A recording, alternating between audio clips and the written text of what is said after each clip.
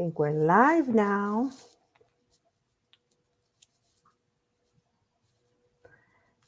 I guess you can wait 2 seconds just in case the feed is delayed.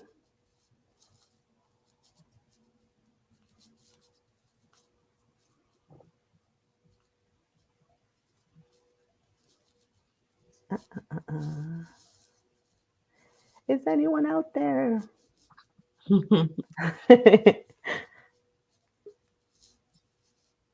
Gloria! I see Gloria now. You do? Yeah. Okay.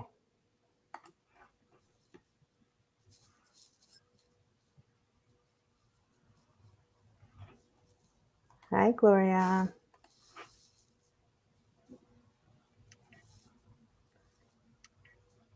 All right. I think we can start. I hope people start joining as we start talking because it's kind of a long presentation with a bunch of slides. So we can go ahead and begin. Hola, everybody. Hello. So thank you guys for joining. We are so excited to be here. My name is Adriana Medina. This is Gisela Galindo. We are from American Friends Service Committee. And we wanted to talk we heard there was a lot of questions on VAWA and U-Visa. And so we want to thank Dreamers Together for inviting us and to let us have the platform to go over exactly what VAWA and U-Visa are and how it applies to maybe some of you guys. And so that's why we decided to do this presentation. I am a paralegal for the American Friends Service Committee Immigrant Rights Program. We're based in New Jersey. Gisela, do you want to speak about what you do? Sure. So because the American Friends Service Committee is a nonprofit organization, I am accredited. And what that means is that I can actually represent people. And I do a lot of the U-Visas and VAWA cases. And I've been with AFSC for over 12 years. So it is a long process and we get to see our clients through the entire process. My goal is always to start and to finish once they can become citizens. So I've been lucky enough to see them through that transition. Yeah, it's a difficult process, which you guys are gonna kind of get a little glimpse about how it works and how complicated it is. So I guess you can get started. So thank you guys all for being here. I see you guys. Hello, hello, hello. To start, as always, we do a disclaimer because immigration is so complicated. It's a complex issue, and every case is different.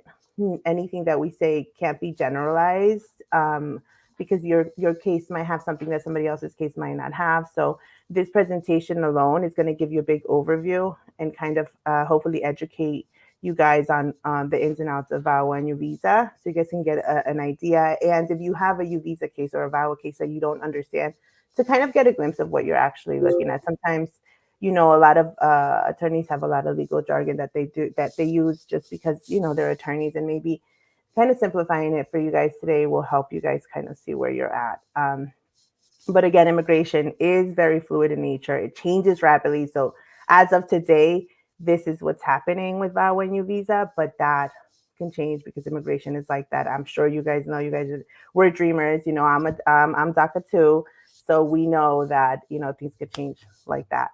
The information is not meant to substitute, legal advice. So if you have an attorney that is giving you legal advice on your U-Visa and they know the ins and outs of your case and they're telling you something, you can always get a second opinion if you hear something here that you want to look into, but this is not meant to be an actual consultation for you specifically, because again, it's kind of general. In addition, always we remind you guys that if you have some more complex or if you have something in your case that is, a criminal background or something of that nature, always consult with a knowledgeable attorney. Not all attorneys know everything, but there's a lot of knowledgeable attorneys. And so if you have case-specific questions, definitely consult somebody that knows what they're doing. We're going to today go over, what is your visa, the background, what do you need to be eligible to apply, the types of crimes that you need to either be a victim of or a witness to apply, the different aspects of U-Visa, and the derivation process, some general wait times. We're also going to talk about VAWA. It's two separate things, so we'll give you guys background on that. And how both things kind of relate to DACA and AP, when you guys are ready to do AP, and how that can affect your U-Visa process or your VAWA process. It's kind of a long presentation, so we decided that we would get through all the slides, and then if you guys still had questions, we'll take them at the end, because some of the questions you might actually be able to find in some of the slides, because we try to cover as much as we could. So with that, I think we can get started, and you guys can throw all the questions you have on the chat. We have our awesome moderator Gloria will be keeping an eye on all the questions in the chat and make sure we answer everything. So with that, we could get started. Sure. So the first thing that I'm going to tell you is that the process right now for U-Visas, we're talking about 5 years to just get the initial actual U-Visa. And even though it's called the U-Visa, it's not something that allows you to go back and forth unless, with the exception that we're going to talk. And the VAWA, what it stands for is the Violence Against Women Act. And I'll go into detail in that. But because this one was a DACA group, we wanted to say, so can you apply for U-Visa or VAWA while you have DACA? The short answer, like we put here, is yes, but you have to have the DACA because the other two applications take longer. Your DACA is the one that gets renewed as you kind of are waiting, pending for the other process. But once you're granted the VAWA or the U-Visa status, then you no longer have DACA because you cannot have two what are called non-immigrant status.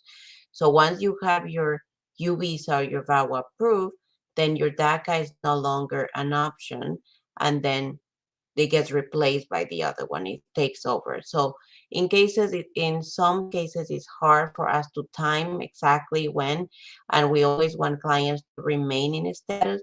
So I've had situations where, for example, I do the DACA renewal, and while we're waiting for that, the U-Visa gets approved, and then the DACA, then therefore that work authorization gets denied. So it's always hard to time it, but the short answer is yes. But once again, every case is different and it depends on a lot of things. So even though we do our best to time it for you to make sure to have one status over the other, sometimes it's just hard because you don't know where your place is with the U-Visas.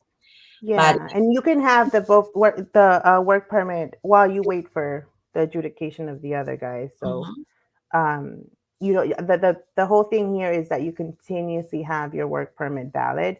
I have clients sometimes that will be like, oh, do I really have to spend the money to renew the DACA while I wait? And the answer is like, yeah, you should. I mean, you could do what you want, but you should, so that you don't lapse and then you don't end up letting your DACA expire and then afterwards not being able to renew it. So that's something to keep in mind.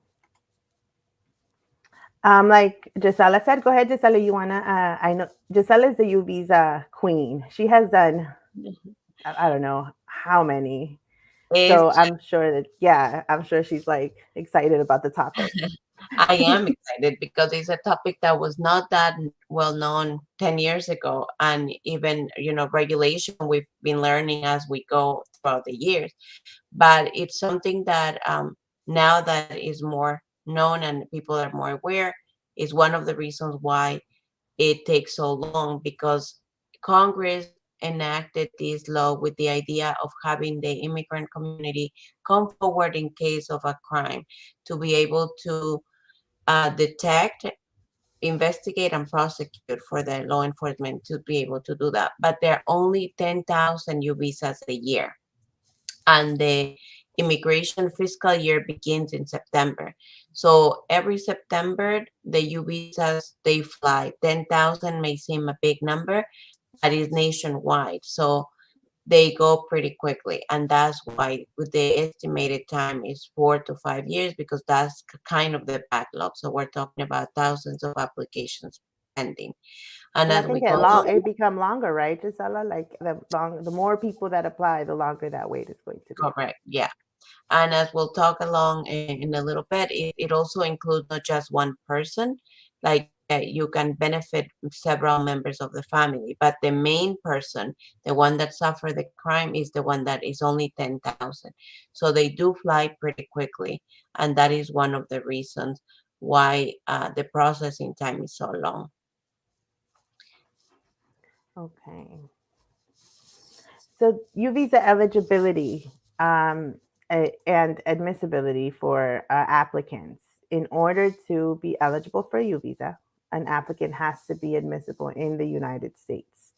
Now, except on grounds of public charge, and there are some grounds that U-Visa applicants, they not the government doesn't really look at when it comes to victims of crime. So there are some things that other applicants for different visas, like get scrutinized on that U-Visa applicants do not.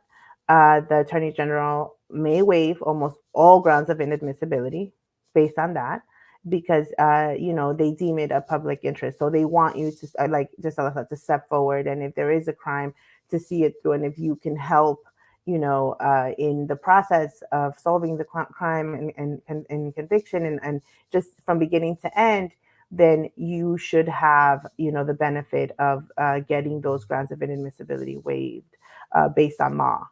Um, Now, since visas are by definition for those who are assisting or will assist in U.S. law enforcement authorities and in conducting important criminal investigations and persecutions, grounds of inadmissibility are more likely to be waived, for the applicant. So for the person that witnessed or that was a victim of the crime, again, because it's of public interest. Uh, Now, that doesn't mean that, if I apply for a U visa, I all of my background gets pretty much erased. No, because there are U visa applicants whose grounds for inadmissibility are criminal and maybe unrelated. So there's like specific things in your case if you have a criminal record that may make it difficult to get those other inadmissibility grounds waived. Um, and one of the example, according to regulation, USCIS will only waive inadmissibility based on violent crimes or security related grounds under extraordinary circumstances. And extraordinary circumstances in quotes, because it's very specific to what might be waived and what they consider, grounds that can be waived. And if you have a criminal record, it would have to really be a big case, or you had to have really helped out in solving the criminal case for them to actually look at waiving the rest of your inadmissibility grounds. Based on all the ones that I've done, is really even if you get the U-Visa approved, these once you get to the part of doing your green card, they might still question the criminal background. So it's just like there are waivers and they're very generous with the kind of waivers. Like there's a lot of things that only a U-Visa allows you to waive, like having multiple entries and having an unlawful entry and having a deportation order. So it's all the things that are waivable, but you still have to list them. And that is when we, as representatives, we always tell them when we do a consultation, I need to know everything because I want to be able to waive everything from the start. And then that way you don't have surprises later because it's such a long process. Once you waive everything, that is your window when you apply for the U-Visa to ask for all the waivers. Before, over 10 years ago, you used to get the what we call the golden waiver. It was just the whole section of 212, but now they don't do that. So you have to list them one by one, and we have to make sure that we cover all of those grounds when we apply. Otherwise, later that can come up and then it's a harder process to fix. Always something that needs to be fixed will take longer than if you just did it from the beginning. But the only reasons that we know that the U visa don't have a waiver, and if you belong to a Nazi group or if they find you in a terrorist group. So those are very unlikely, and then those will be the only ones that are not waivable. Everything else is pretty much waivable. Yeah. So I think that's to say that if you do want to apply for your visa and you go see someone about it, that you should be completely transparent about anything that you feel is in your record. Remember that a FOIA is always very important. If you don't remember something, to file one. Okay. So I saw these, and these can be related to the question that we have in the chat. So immigration, sadly, they do have a list of crimes, and these are the crimes that you need to be a victim of to qualify for a U visa. So it's not any crime that qualifies. So, for example, we sadly see a lot of abusive sexual contact. We do see domestic violence. We see kidnapping. We've seen felonious assault. We've seen rape, perjury. We've seen the list. Trafficking has its own kind of visa, which is D visa. I haven't seen any of the other ones. So it's very specific which crimes. And once again, don't forget that one of the requirements for the U visa is that the person needs to cooperate with the Yes. detection, investigation, and prosecution of the crime. So I've had situations where the clients have been victims of the crime, but they have not reported it. They never talked to any law enforcement. So there's really nothing to move forward with. And you can always report a crime, depending on the statute of limitation of each crime and the state. You can go ahead and report it, but then it doesn't mean that it's going to have um, like they're going to proceed with the investigation. Sometimes they just tell you, well, if it happened that long ago, there's really not much we can do. So that is something that we leave totally and entirely to law enforcement. But these are situations where these are the crimes that immigration has listed. We have asked them to see that, with organizations that help us with the advocacy to see if these can be extended a little more, and that relates to the question that they have about fraud, being victim of fraud at the hands of an attorney. But don't forget that there's always means for you, especially if that person is like, my accreditation is something that I guard a lot, and I know attorneys have their license. So there is a way to report those situations for fraud in the ALA, which is the organization that oversees all of the attorneys. So if you feel that that's something you could do, that you have a contract, that you signed a retainer, and that your application was not submitted, it's always something that you can report. And we hope to see in the future as one of the crimes that is listed that makes, would qualify for a U visa. Yeah, because we see that a lot, that type of fraud. But again, because sometimes it goes unreported, there's really nothing that we can do. Our hands crossed. But, you have rights, as someone who paid for services to get those services, or at least get an explanation as to why you didn't get those services. And there have been attorneys that get disbarred for that specific reason. Yeah. And even we've been approached by immigration when they have like suspicion of someone, or they question, have you heard from the people that have they been calling, because we have headlines, have you heard from X person or X person? So it's always they do look into those cases, but they need those reports to happen. So if that has been your situation, we encourage them, to report, and maybe we can put them in the chat where the report should be made. Yeah.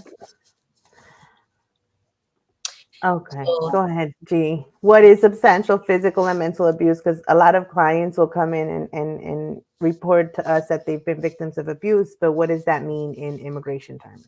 So even when I ask questions, and because remember, domestic violence is one of the crimes listed as one of the crimes that could give you a U visa in the future, then I usually ask them, have you ever been a victim of the crime? And the answer is no. And I think that one of the reasons why is because in our culture, domestic violence is still considered something that happens inside the house that nobody talks about it and nothing gets done. So domestic violence is considered a crime under the statute. It's something that if it's reported and there is an investigation and there is children involved and DCPP was involved, it can be a certification that comes out of it. Of Yes. course, the harm, there's numbers of things that we can list. If the person suffered physical abuse, if the person suffered sexual abuse, if the person suffered the mental abuse, is more, we always use the power of control wheel that tells you all the different kinds of abuse that someone can go through.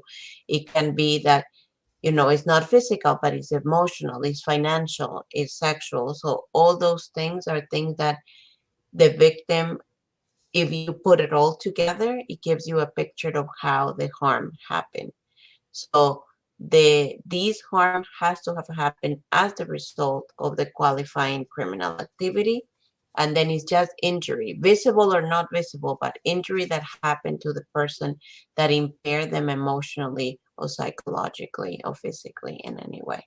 Yeah, and all these proofs you have to, you have to gather, so if you have any proofs, hold on to them, keep them safe because they do come into play once you're actually filing your application. They will, you will need to use anything that you have to prove the abuse and to prove that you reported it, and you will have to get a certifying official to certify that you were actually helpful in the investigation.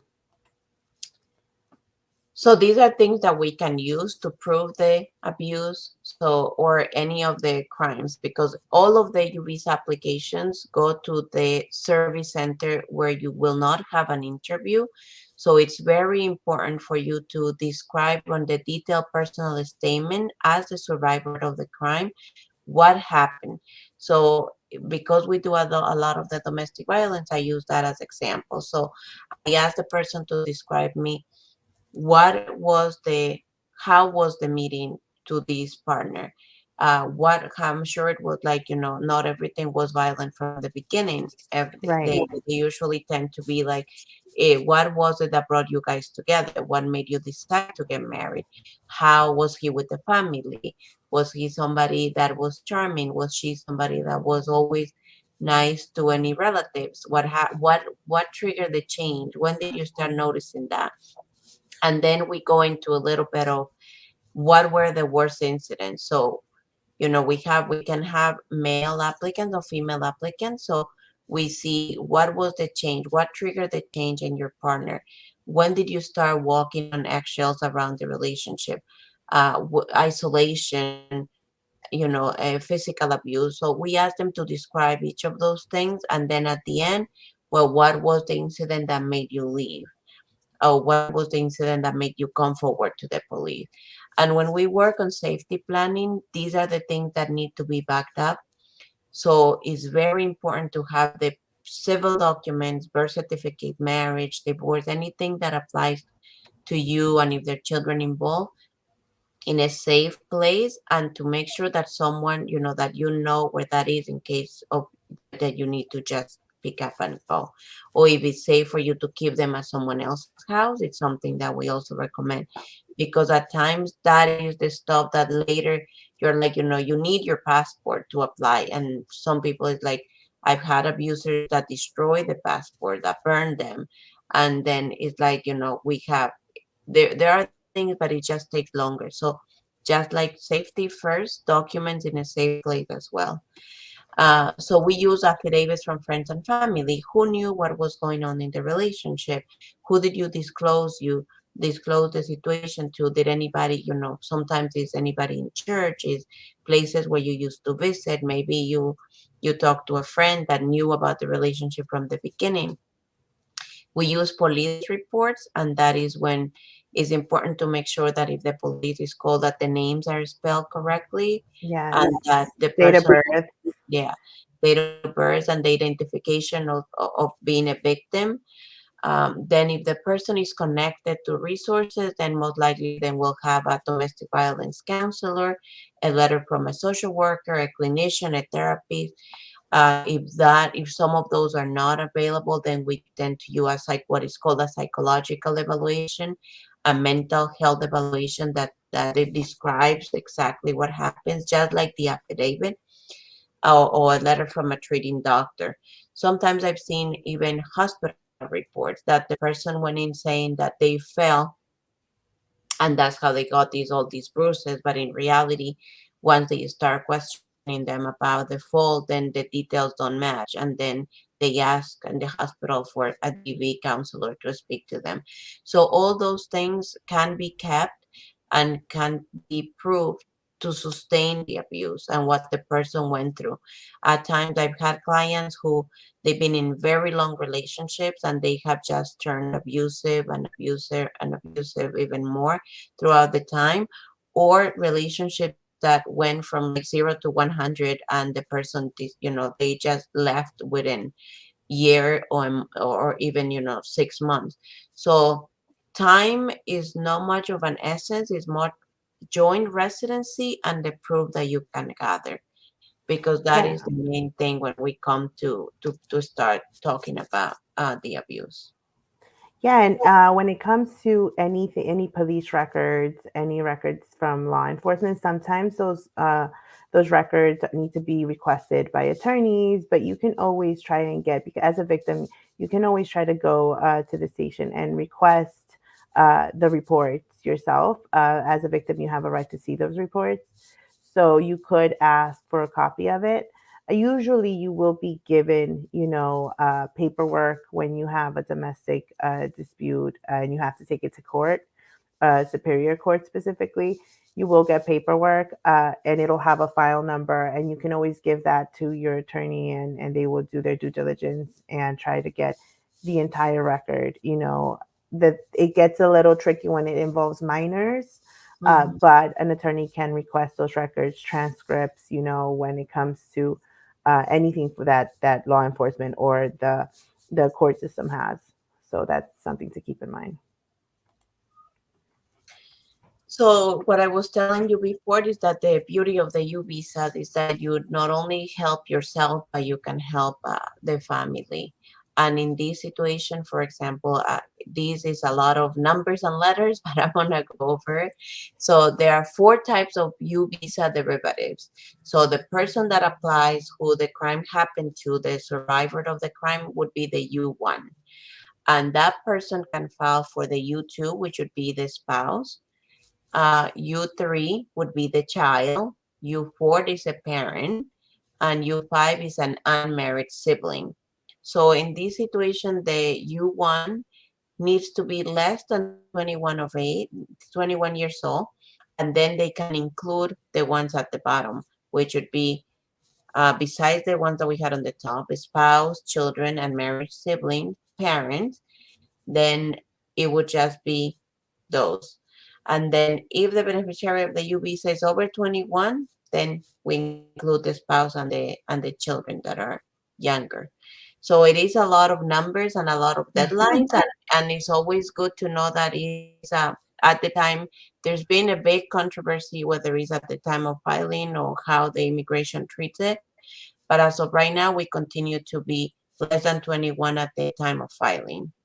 So Yeah. that's why a lot of times we are rushing to put them together, because maybe that little bit of months different makes a difference to be able to include one of the dependents.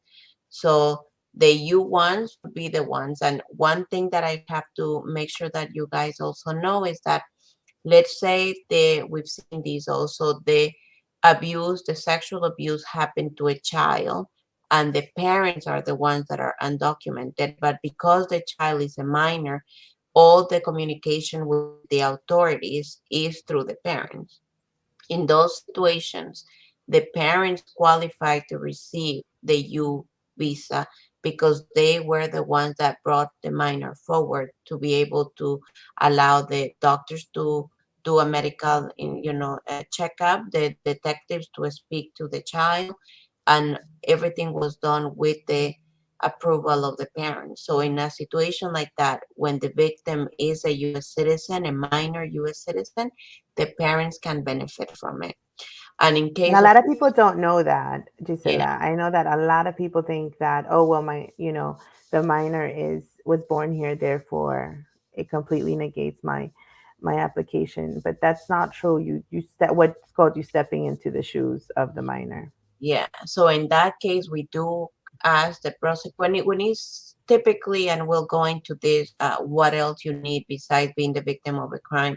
So you do need a certification, and the certification pretty much is law enforcement, and it can be signed by the police, the prosecutor, the CPP, or even if it depending on where the crime happened, locally, federally, and or state level, and they certify that the person has been cooperating with the investigation of the crime. Yeah. So in this situation, the parent is the one that would be listed as the one that was helpful in the investigation, because they allow law enforcement to interview the child that is a U.S. citizen. So that's something to keep in mind too.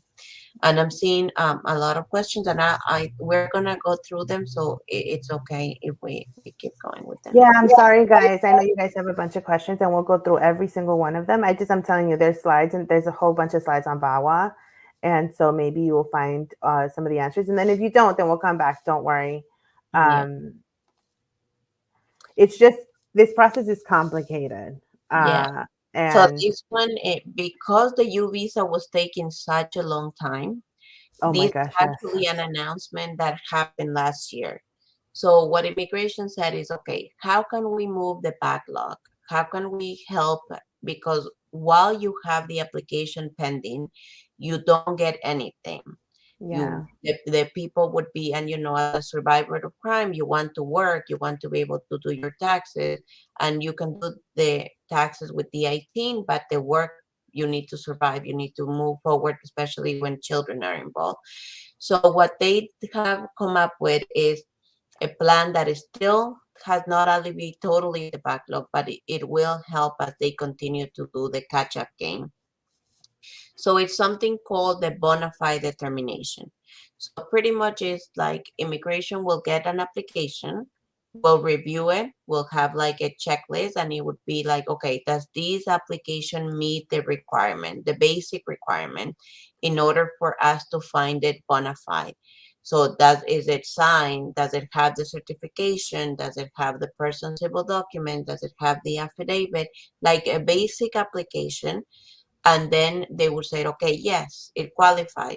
So then that person can be placed similar to what you guys have, deferred action.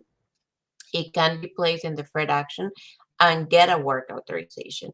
So just to give you an idea, right now immigration is working in cases that were filed on in April of 2017 for bona fide determination. So it's still, a backlog, but it is at least alleviating those that didn't have anything to be able to get a work authorization and a social security card. And with that, that a lot of doors open. But if, let's say, you didn't put one of the grounds of inadmissibility on your waiver, so then they don't think that they can find you bona fide, then immigration will continue to put you on the track for you to get a request for evidence for more documents, but then you don't qualify to get that work authorization. So we've had situations where at this point we are realizing that might be the case. Why? And we're having to amend those waivers to include the other grounds. And a lot of times, because of the 6 months that the certification is valid for, we don't have the time to do a complete FOIA or get the results back from a FOIA.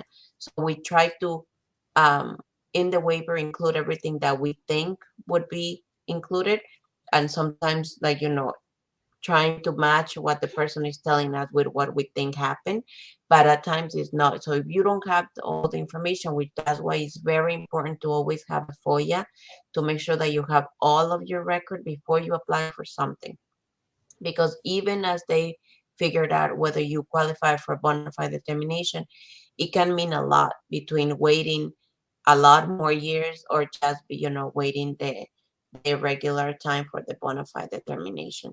yeah. And And those are the things that will then, make your case kind of stop, yeah, processing. So you have to be careful with that.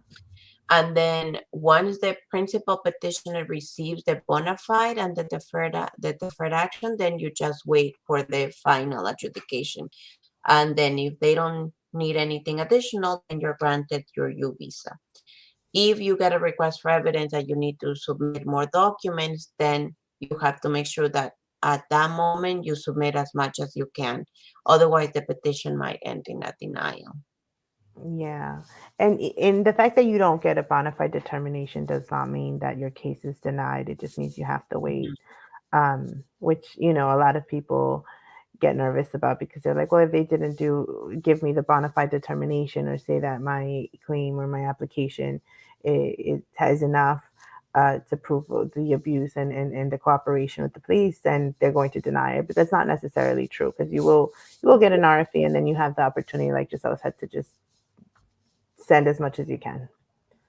And this is why it's very important. If you change your address because of the U visa takes such a long time, please make sure that you update it with immigration, because if you don't want to miss a request for evidence, if you don't respond to a request for evidence, your application is considered abandoned. And if it's abandoned, it's therefore denied. So always when you have something pending with immigration, always make sure that your address is up to date in the system. And even then, when it's something about a U visa, like I said, these applications are confidential, so they go to a specific service center. So you have to send them in writing the change of address, which is the AR11 form, and you gotta print it out, sign it, and send it so that they know that you have moved. You can do Otherwise, it online too yeah. at uscis.gov, but But I know we that always we always like to send it in yeah, paper, like we just Vermont desperately is want. still, they want, if you want, I always said cover all of your bases, do it online Yes. and mail it, and Yep. that way you have double guarantee that it Yes. will get into your file. Yes. Yes, because there has been times where even when you do a change of address, USCIS will not process it. And even with DACA renewals, like sometimes, you do your change of address online and they don't get it and your EAD gets lost in the mail. And then that's like a whole to do because Yeah, for now you have to sure. refile everything and repay everything. So, yeah, as soon as you move, make sure you do that change of address. So this is the chart of the visa process because, like Gisela said, it can take a very, very, very long time. And this is why, because of the different steps you know that it takes to actually get to the end point. We are talking about this certification from law enforcement. That is a form that is one of the forms that gets submitted along with your U visa application, the 918B. You fill it out and then you have to send it to the certifying official and wait for them to sign it. Now, I have clients that have waited a couple of weeks. I have clients that have waited a couple of months to get these certifications. And I don't even want to get into when COVID hit, we waited a while for a lot of these certifications to come through. But without that certification, without that form being completed and signed, you cannot send your U visa application. So that's why it gets it takes some time to even start the process because you go to an attorney or you check eligibility, you are eligible, and then you start gathering your proofs, you fill out the 918B, and your attorney can send it to get it certified or you send it to get it certified, and then you have to wait. You have to wait and see if they will sign it. They will look into the case. They will see if you did truly assist them in the investigation and how helpful you were. If you did show up to court, there's clients that will initially help in the process of the arrest, and then they're all about giving the information. But once it comes to court, then they're not showing up, they no longer want to participate. And if the certifying official sees that, they cannot, in good faith,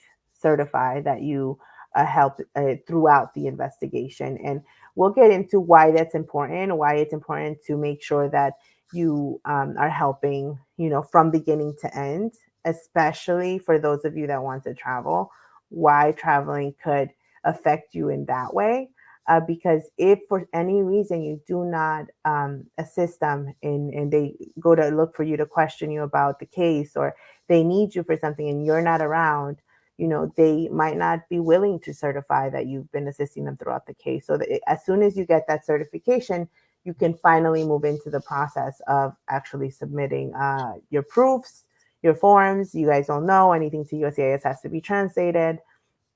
So the package gets built, the forms get filled out, you do your waivers, they check it with, what waiver you're going to need, if you're going to need an inadmissibility waiver, and you submit.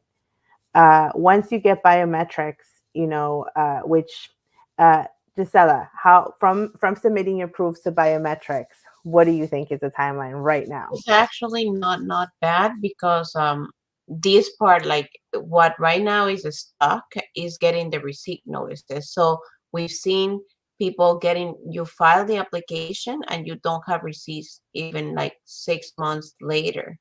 So they're just getting confirmation that the application was received is taking about 5 to 6 months.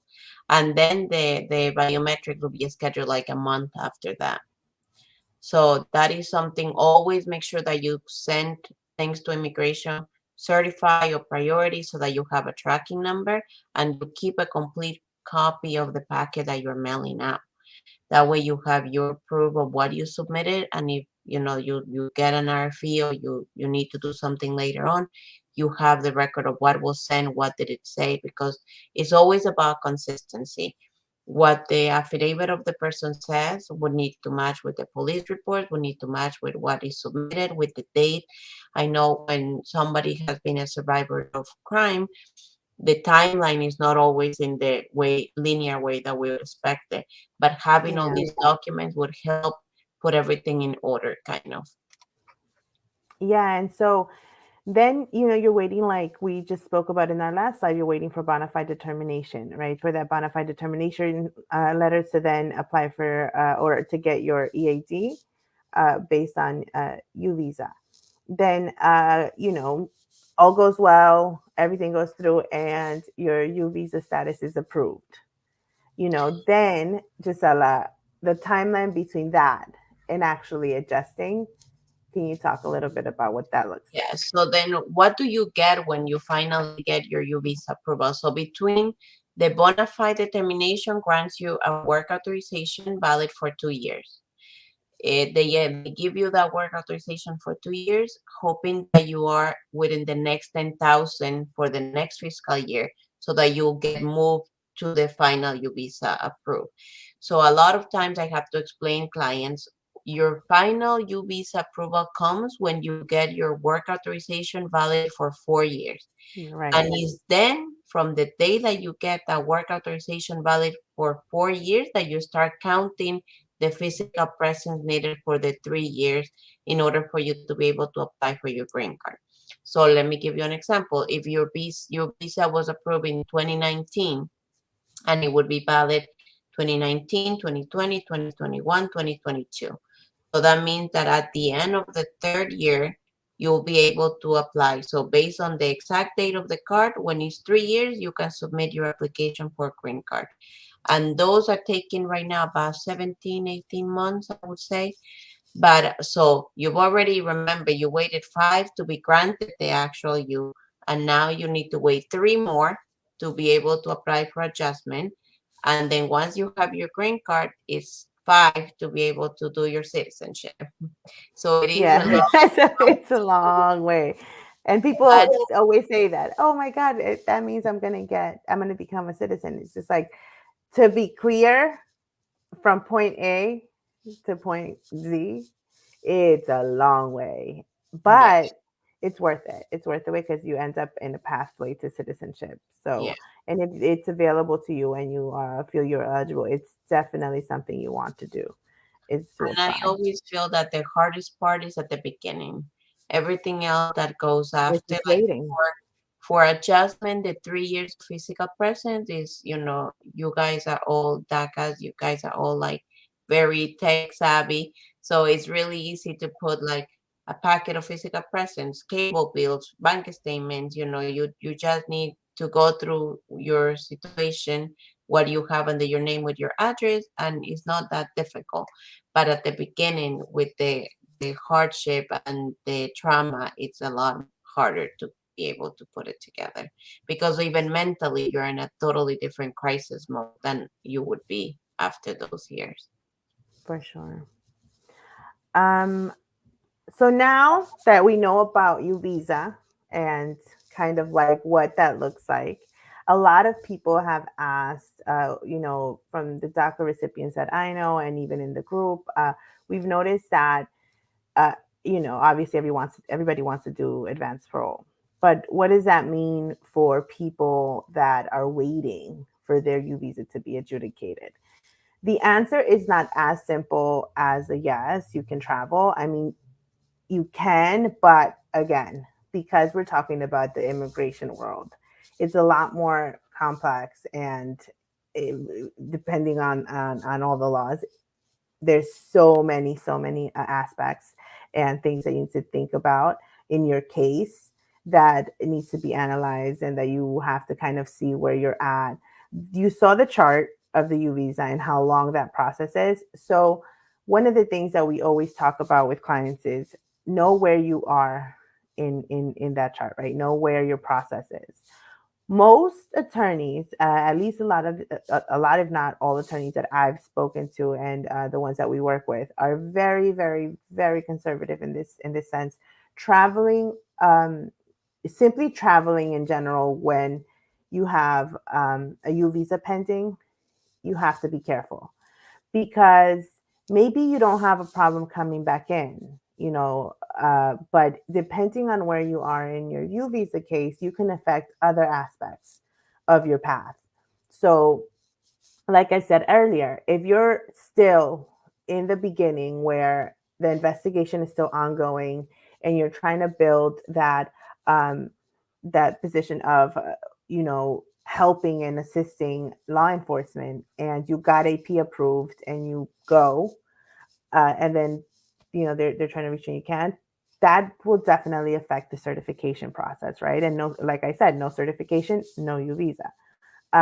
If you are out, and you there's a chance that you won't, like everything, anytime you go out with AP, there is a chance that you won't be let in. It's because of the discretion that can be exercised. Now, so far, no one that we know has gotten stuck due to just discretion. Usually the people that have been stuck out with AP, there's a reason. Either they let it expire, or they left and didn't realize that the dates were wrong. So there are people that have gotten stuck in their countries while with AP, but none just because somebody, an officer, exercised discretion, right? But that doesn't mean that it can't happen, especially in the climate that we're in. We never know. So we always want to be cautious. We always want to make sure that you're informed. If you have a U visa with an attorney, you want to make sure that you go and you speak to them about where your U visa process is. Ask all the questions that you need to ask, and then ask yourself the questions, right? So because the U visa, has a pathway to citizenship, you have to kind of weigh, you know, um, the reward versus the risk. And so it's really a personal choice, but you do want to be informed and see whether you're risking inadmissibility, whether you're triggering any bars. All of those are questions that you have to ask your attorney, but questions that you have to ask yourself is it really an emergency to travel right now at this very moment? How long are you going to travel for? You know, there has to be, and we'll talk about this, but you have to be able to remain in the U.S.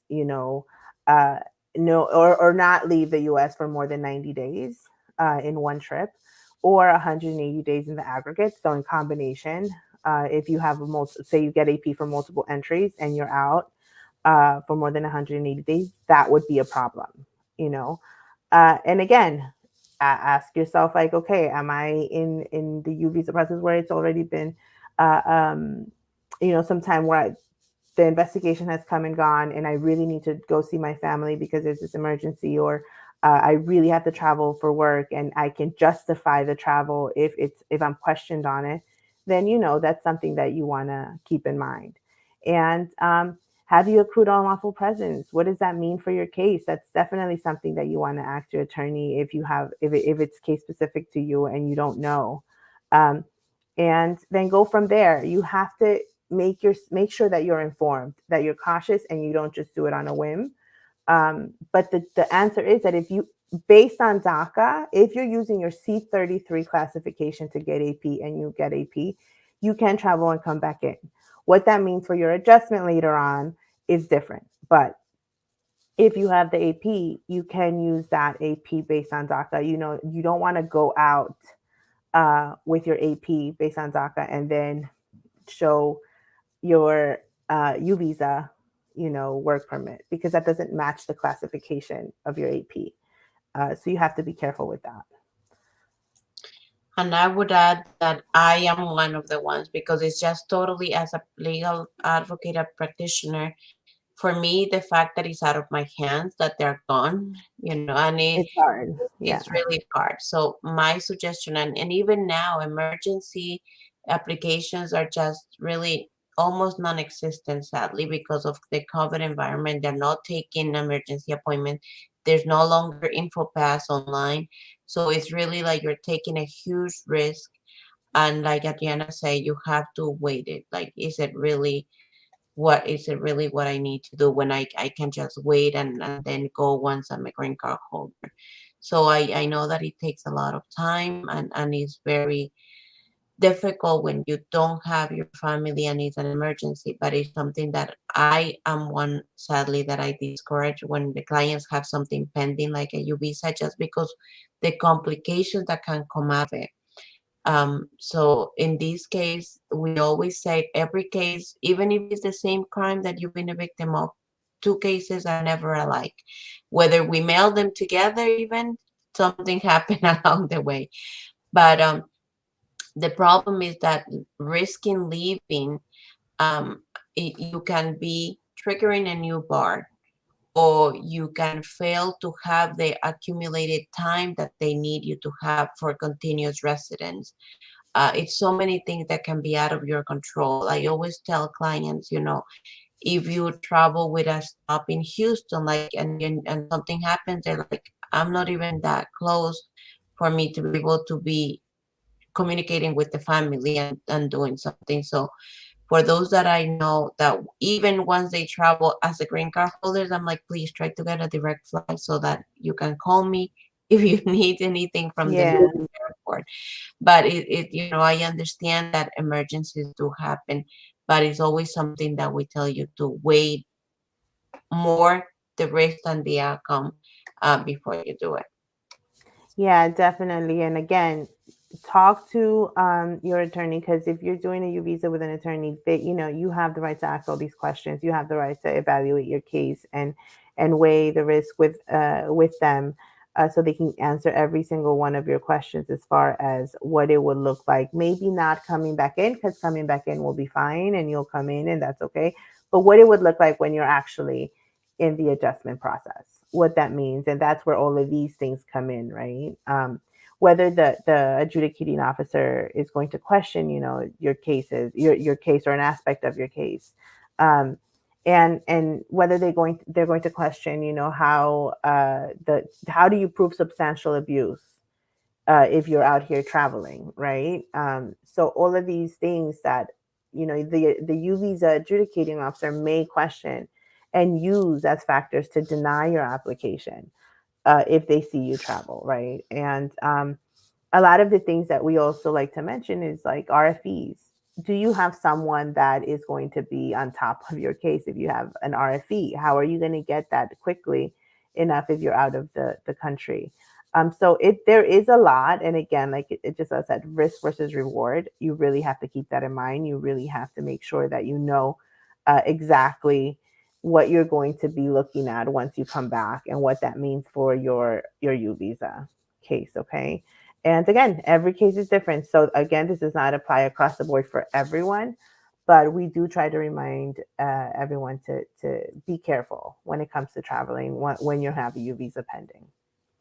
Yeah, and here I can address some before we move to the VAWA. I can address the U-Visa question. So someone is asking that the C14 category is deferred action, and they got one valid for 4 years. So yeah, we've seen that too. Just because bonafide is very new, Mm-hmm. Once they announce it and it's been implemented, we had at the beginning, we were told that the clients, or our interpretation was that the client would have to accompany the $410 to the with the application if the work authorization application was not submitted with the U-Visa initially. And we started getting those money orders back saying that the fee was not something needed. So then is when we said, okay, then our interpretation was wrong. But we've seen people getting Yeah, there was C14. a lot of confusion when the BSD came out, the Yeah. bonafide determination. There was a lot of practitioners that we were And also, questioning what that meant. yeah, and also during COVID, immigration started printing their own work authorizations and green cards in Yes. house. They used to contract a Yeah. third party for that, and we've seen a lot of mistakes happen with that. So the final UEAD for the person that is the victim is category A19. Yep. So That's it when you just have that one is when you're approved. when you have that one, and it always comes with the U approval. You know, it would say A U1 letter. Mm-hmm. valid from. So is that together with the letter? So I would say, you know, if you are being represented, contact your attorney and go over that. But we've seen a lot of those mistakes happen. Even sadly, we had reports of work authorizations being sent with the wrong picture. So that's why we always Yes. tell client, please make sure when you get it, make sure that is your photo, make sure that is your date of birth, your country of birth. We've seen mistakes across the board, especially now that they are doing them in-house. Yeah. And let me see another question. Um, so as somebody said that they had like it was like a hit, one of those hits that were happening. 2005, the incident happened. You can still report it, but now it's up to law enforcement. Will they open up Will they certify it? Yeah. and will they certify it? So you can know if you were a victim of crime, you can always come forward and report it. But we just, you know, once again, going to the list that immigration has as a qualifying crime, the law itself says any related crime or um what's the word, like anyone who tried to commit one of these crimes. So maybe they can put into one of those, but it depends on the state law and it depends on how they classify the crime.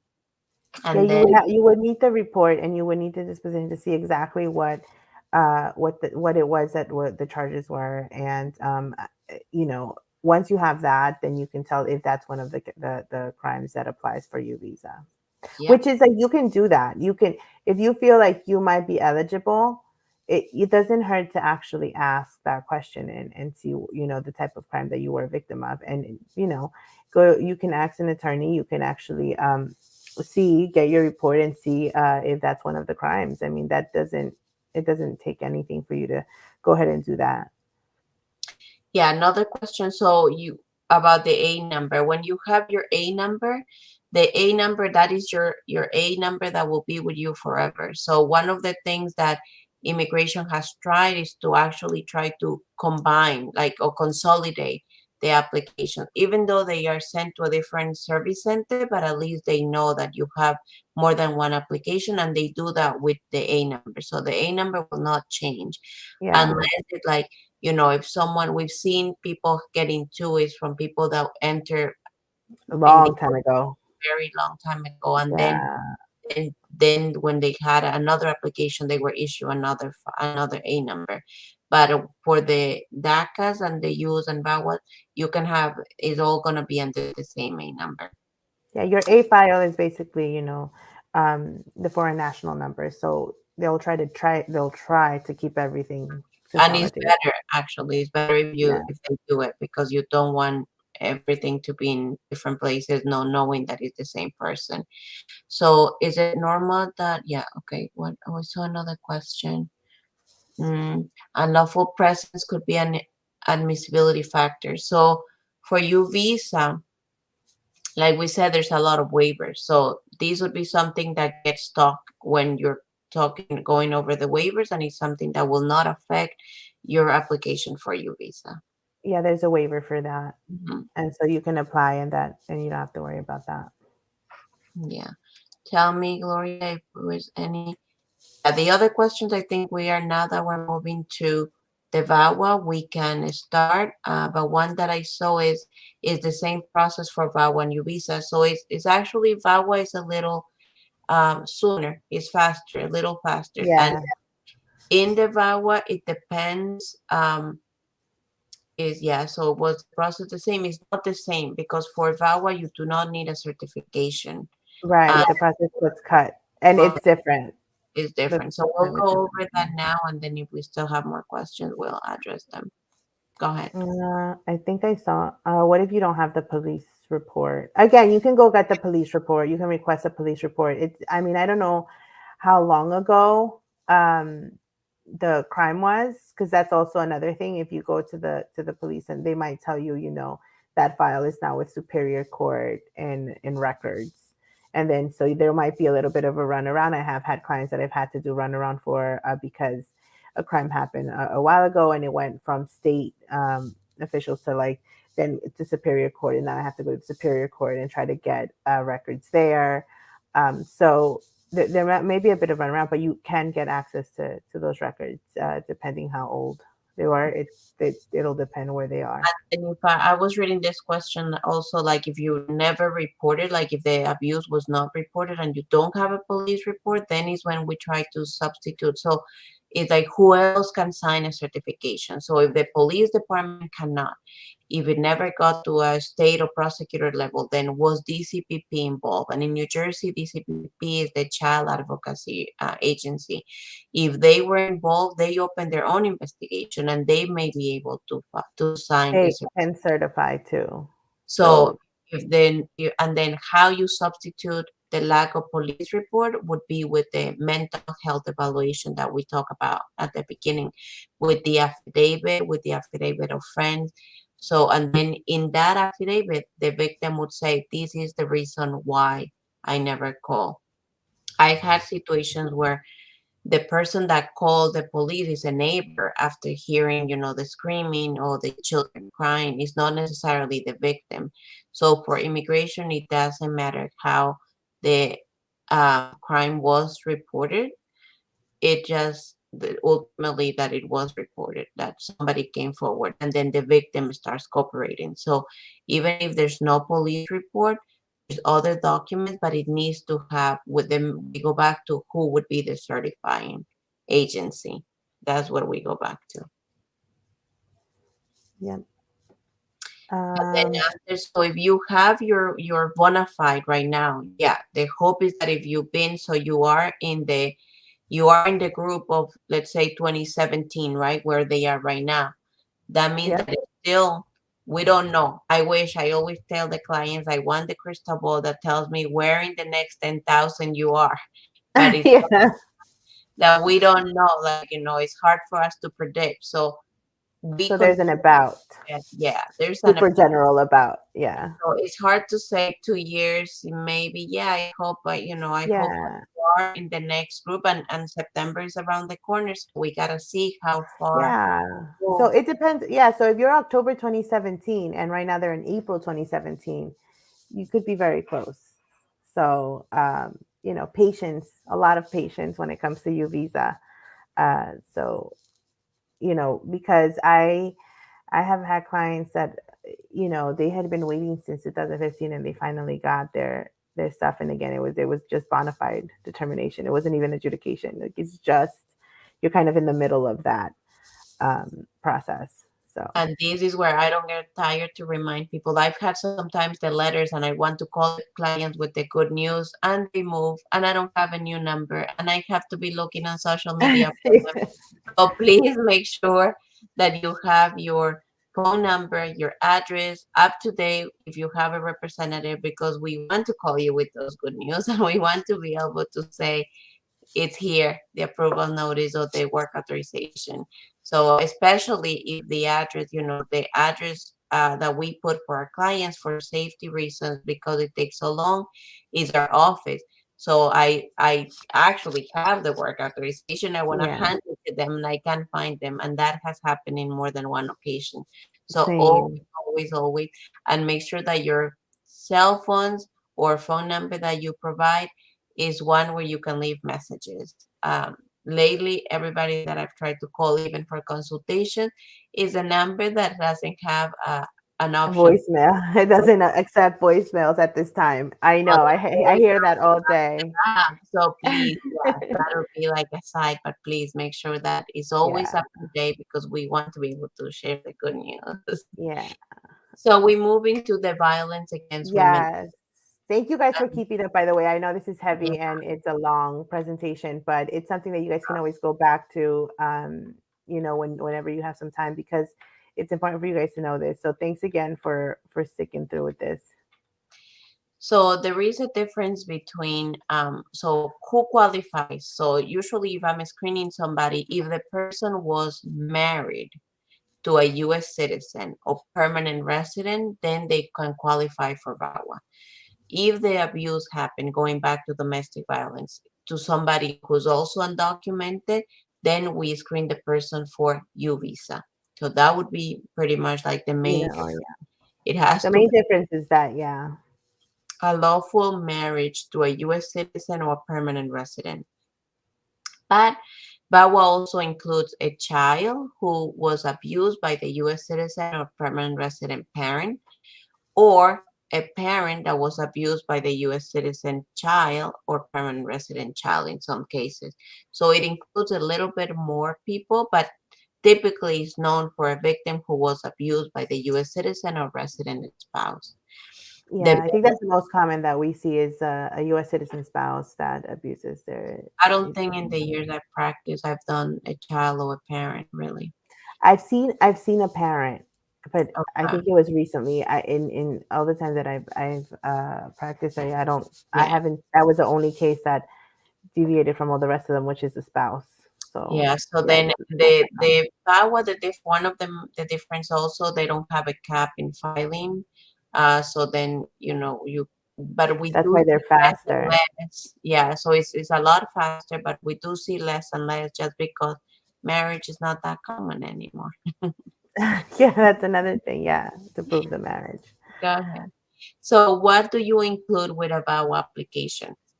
So for many immigrant victims of domestic violence, battery, and extreme cruelty, that happened at the hands of a U.S. citizen or an LPR, then the application needs to include documents that prove the joint residence. So I Super know a important. lot of times during the abuse, isolation and not having anything under your name is one of the things that happen.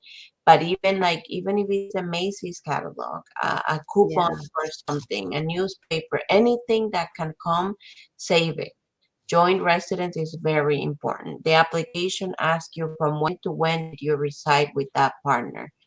So that is something that is very, very looked into and very analyzed with all yeah. the You have documents. to prove that. You have to So prove that. here is where we are very creative. Anything that comes from the kids' school, anything that comes, even if it's junk mail, anything that you could think of that has your name and address will be useful. I don't have any document that I would say no, I would not consider it. Yeah, that's what I say. I say, bring me anything. The Mhm. things that even you think you don't have to bring me, bring them, and I'll tell you if it works or not. But I rather you bring me a bunch of stuff, and maybe I'll give more than half of it back to you, or maybe I use all of it, and I would rather have more than you come and show up without any documents. So just anything that you guys have, save. And I've had clients that have taking pictures of stuff, because again, for security reasons, and you're a victim of abuse, and you can't. There's things that get taken from you, and you don't have access to certain bills and stuff. I've seen people snap pictures. I've seen people keep record of it somehow, take copies and kind of set them to the side. So, just anything you have. And then extreme cruelty, we know that because of the person or the partner is a U.S. citizen, the one inflicting the abuse is a U.S. citizen or permanent resident, then most commonly the immigration threat is very real. So that's how they do economic control. That's how they do the deportation threat, that you'll be sent back and I'll be the one keeping the children, isolation, humiliation. All these is part of what we describe on the application that the person suffered. But again, like, and the VAWA application has a good moral character factor.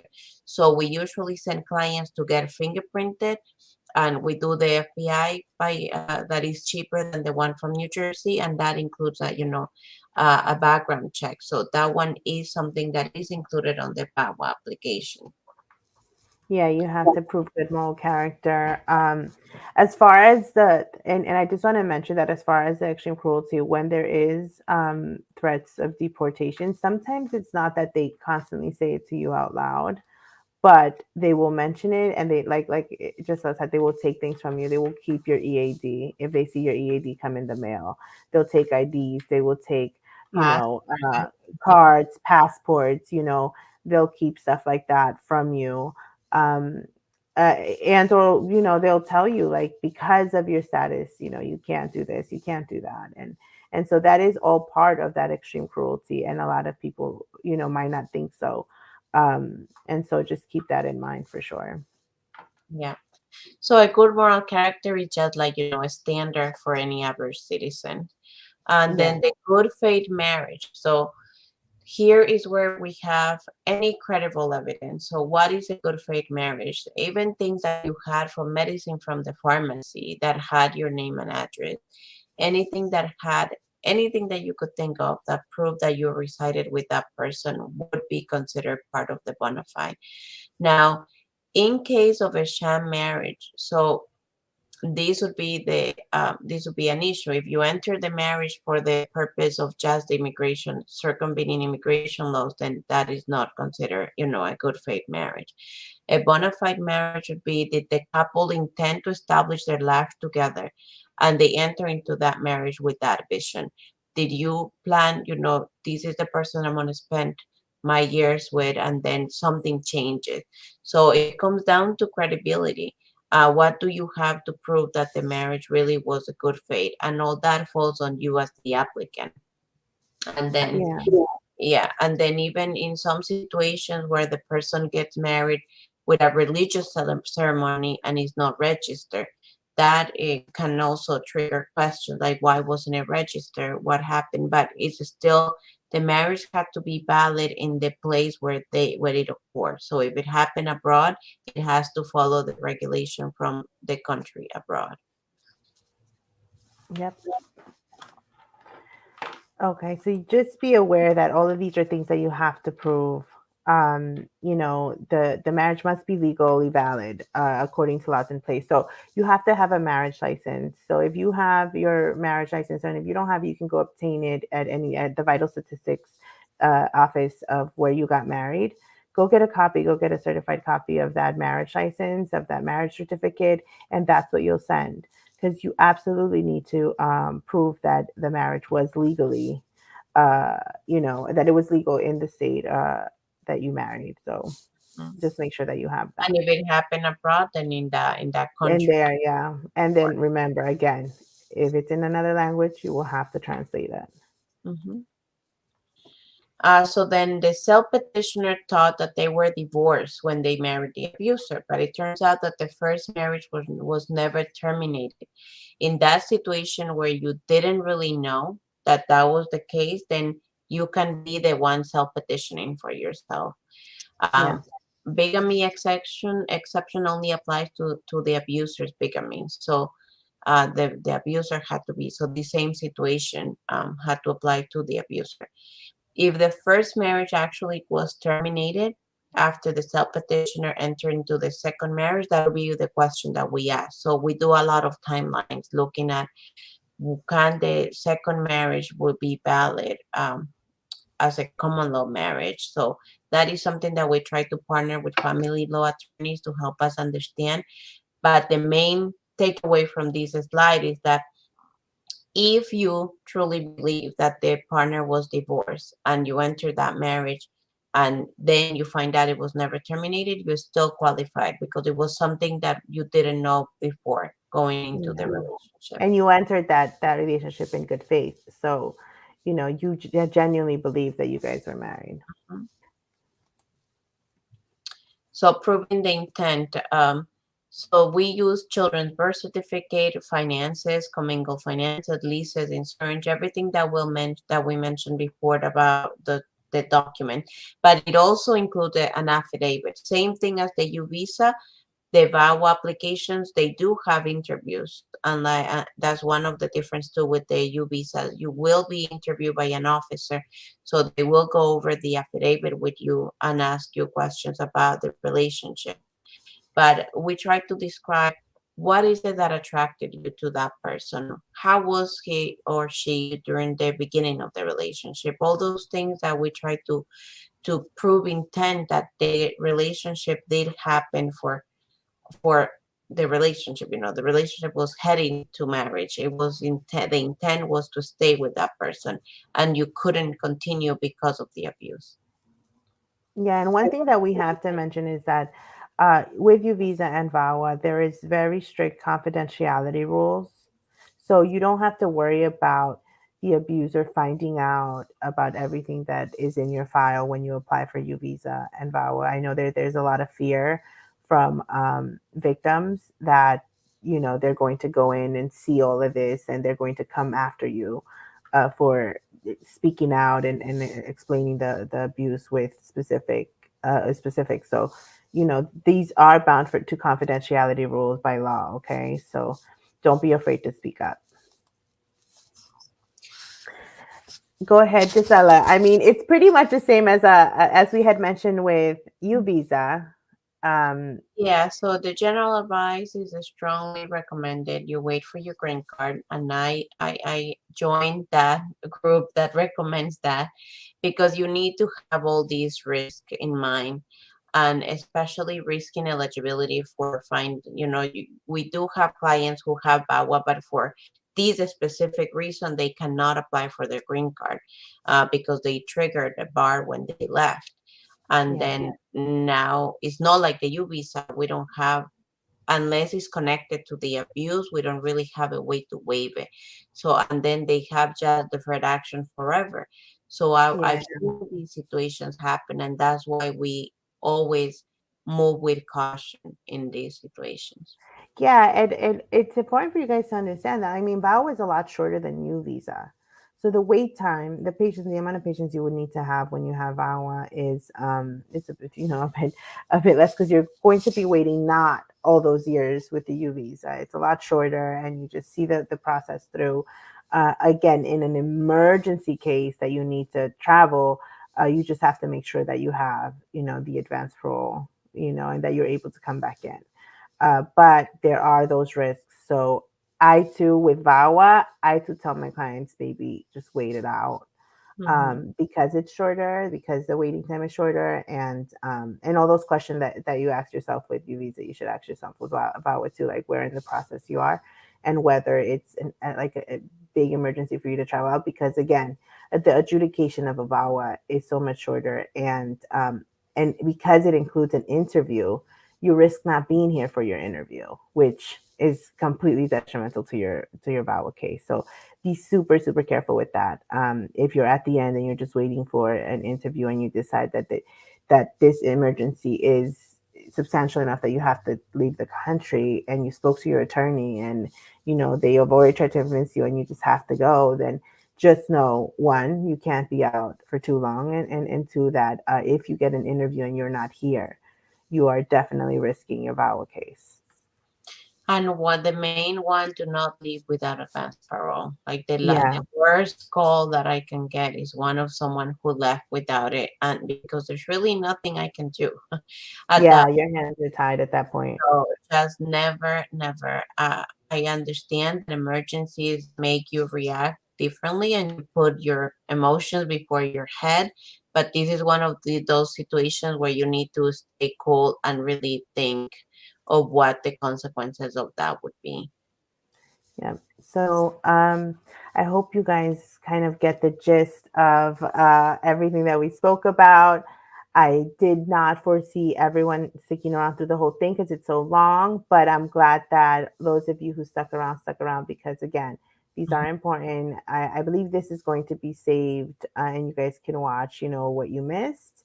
Again, if you sit and watch it, I don't know, a couple of months from now, just verify that nothing has changed because, again, in immigration law, things can change. But this is our contact info. You can email us here if you have questions. Our program is based in New Jersey, and our grants are for New Jersey residents. And therefore, if you are in New Jersey, I work in the South, Central and South, so certain specific counties in the southern part of Jersey, and Gisela works in the New York office, which is in the northern side. So, but you can always email us your questions, or if you need a referral, you can reach out to us. You can learn more about our organization and what we do. It's a big organization. It's been around forever. It's a Nobel Prize winning organization. So I encourage you guys to visit our website, www.afsc.org, and learn about us. If you are not in New Jersey and you are looking for help, there is a legal service of advocates directory, and that's also on the screen. You can always go there and punch in your zip code and see what nonprofits that offer legal services. Specifically, if you have questions on U-Visa and all that, you can actually find them there. And there's a whole list of them. There's a lot of people that are willing to help. Low think, bono, pro bono for free. yeah, and I think And we so have do a that. little bit more time to answer a few of the U-Visa Yeah. questions. So So I'm gonna any go from the questions? beginning. Yep. One of them asked, I had it ready. Hold on. Can you apply for VAWA while you're still married? Yes, there's the 2-year rule in VAWA for divorce, dead, or I'm missing one D. It's the 3 Ds: divorce, dead, and some deportation. So the Yeah. 3 Ds, you can apply for VAWA, yes, while you're still married. Like we said, the applications are confidential. When you get, of course, to the interview, the officer will ask, what is the situation with the marriage right now? Are you divorced? Are you planning to get divorced? It is with the understanding that leaving, I think there is a study that it takes 7 attempts for you to finally leave a relationship, just because children, pets, finances, housing, everything that we can think of, that is not just something that you could do, especially if you are undocumented. So yes, you can apply for VAWA while you're still married. Um, we provided our contact. We answered the question about the police. How about pictures? So pictures, how about pictures? Pictures of the abuse. I don't know. This one is not clear, but yeah, the VAWA application includes a work authorization application. You do need 2 passport size pictures.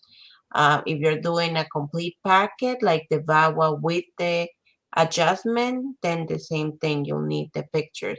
And if you meant pictures about the abuse, you can include that in the section of the cruelty photos, color photos of the abuse of you physically bruised up. Those are pictures that I've actually submitted with the police reports, if the police were the one that took the pictures, or just if the victim was the one that had the pictures.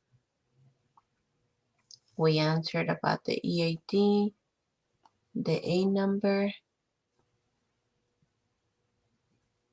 So the process for VAWA right now, I would say it is taking about 18 months. The That's most, what I have too. yeah. 18 months about. Newark is known for wanting to close those up, and they have special officers assigned for that. So the interview will be with an officer that is being trained to handle those kind of cases. And I think that was it. If anybody has any other questions, we're still 3 minutes off. We're gonna But thank you for your time. I I know it's will. a lot of Thank you. information. The reviewing, yeah. Okay, yeah, no, so the biometric, no, I was actually, thank you for that. I can clarify. So the bona fide determinations is than the cases that they're right now reviewing. So they're Yeah. reviewing cases from April of 2017. But when you do your biometrics, you really do your biometrics really 6 months after your application. So if Yeah. you submitted the application a month ago, first you're gonna get a receipt notice that confirms Vermont or Nebraska received your application, and then you will be fingerprinted a month or two later. So it So that's doesn't, first. That's before getting into Q. yeah, so the Into bona getting fide into- has nothing to do with when you get fingerprinted for the U-Visa application. The Yeah, the date that you want to keep an eye on is your date, of when it was received. Mhm. And And the biometric will be right after it was received, probably a yeah, month. And then you just have to wait. Like for the applications that before the bona fide determinations, if I filed them in 2017, I had three receipts. The receipt for the U visa, for the work authorization, for the waiver if it needed one, and then the biometrics. And then you just sit down and wait patiently. So you will get biometrics appointment right after you apply. But that alone right now is taking about 5 to 6 months. yeah, just for biometrics. Now, if the question is, what the date you're looking at, let me go back to our little flow chart, and maybe that'll kind of give them an idea. If what you're asking is like what the April 2017 date is that the cases that were received in April 2017 are being looked at for this right here for bona fide determination. And then they'll go into adjudication. Adjudication means that then they'll go to be reviewed for approval. And these will change as soon as September begins because that's the beginning of the That's fiscal year, We'll and get that's the when 10,000 additional. yeah, then when that we hope that it would move forward. And one thing before we end is that also don't forget that for victims of human trafficking, there's also the T visa. So that is something that we could probably do another presentation, but it Yeah, that's pretty a whole presentation in and of itself. The TV says. but that moves to is usually FBI involved and is human trafficking and is another kind of application, but it's something also that at times happens in our own backyard. So it's something to keep in mind. And the changes you can see on the website, in the USCIS website, when September hits, they'll change the Yeah, process. the processing times will change. So you can go on the USCIS.gov, just like you check processing times for DACA, you can check the processing times for U visas. You can go into each office and check them. If you have your receipt and you know which office your case is on, and you can go as many times as you want to check They where they're will give at. you information specific about your receipt because of No, that you confidentiality. won't get. So you can't punch in your receipt. Yeah. You can't check processing for your specific case and like you do with DACA with your receipt, but you can check with your receipt and what office it is, what cases those offices are looking at and what they're working on. So you can actually go, if you go to USCIS.gov, you have the option of checking your case and then checking processing times. And that's what you want to do. You want to check processing times to see where the U visas are at. Mm-hmm. So with that, you guys, thank you again, and I hope this helped. It alleviate some of the questions and answer some of these questions and alleviate the stress of you applying for U visa or VAWA. Again, if you guys have any other questions, please reach out. Thank you to Dreamers Together for having us and hosting us. This was really fun, and so I hope we can do it again. We'll try to pick other topics, and again, keep in touch. Gisela, do you have any final thoughts? Look at Gloria. Thank you, Gloria. I'm sorry for keeping you up. I am so sorry for keeping you up because she's in this time zone. I know Vanessa's asleep. So I know Vanessa's asleep, but thank you, Gloria, for having us. Thank And thank you guys. Bye.